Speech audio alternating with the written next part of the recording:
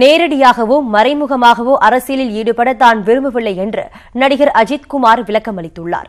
எந்தவொரு அரசியல் நிகழ்விலும் தனது பெயரோ புகைப்படமோ இடம்பெறுவதை சற்றும் விரும்பவில்லை என்றும் அவர் திட்டவட்டமாக தெரிவித்துள்ளார். திருப்பூரில் பல்வேறு கட்சி மற்றும் அமைப்புகளில் இருந்தவர்கள் பாஜகவில் இணையும் நிகழ்ச்சி நேற்று முன்தினம் நடைபெற்றது. இதில் அஜித் ரசிகர்களும் கலந்து கொண்டனர். அவர்கள் மத்தியில் பேசிய தமிழக பாஜக தலைவர் தமிழிசை சவுந்தரராஜன், திரைப்பட கலைஞர்களிலேயே நேர்மையானவராக அஜித் திகழ்வதாக பெருமைப்பட தெரிவித்தார். அஜித்தின் ரசிகர்கள் மோடியின் தொண்டர்களாக மாறி தமிழகத்தில் தாமரையை மலரச் செய்ய வேண்டும் என்று அவர் கேட்டுக்கொண்டார். நாடாளுமன்ற தேர்தல் விரைவில் நடைபெறவுள்ள நிலையில் தமிழிசையின் பேச்சு பாஜகவுக்கு அஜித்தை இழுக்கும் முயற்சியாகவே பார்க்கப்படுகிறது.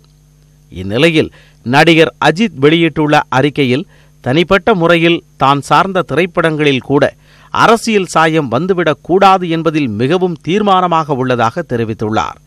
தனக்கு நேரடியாகவோ மறைமுகமாகவோ அரசியல் ஈடுபாட்டில் எந்த ஆர்வமும் இல்லை என்று அவர் விளக்கம் அளித்துள்ளார். தொழில் முறையாகவே சினிமாவுக்கு வந்ததாகவும் அரசியல் செய்யவோ மற்றவர்களுடன் மோதவோ வரவில்லை என்றும் அவர் கூறியுள்ளார்.